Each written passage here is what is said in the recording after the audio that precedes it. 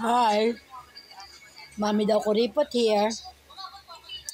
Oh, merienda time muna. Nakakapagod din tong pagre-repack ha. Yan.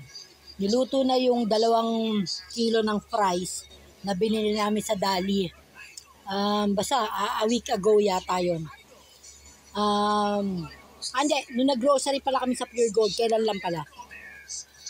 Kasi, kaya pinaluto na, wala na kasing paglalagyan ng ice sa freezer. Kailangan namin yung mga mineral water na ginagawang ice para magagamit namin doon sa cooler.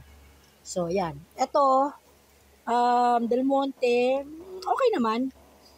Parang tamis nga lang. Parang, basta pagka Del Monte, tomato ketchup ang gusto ko.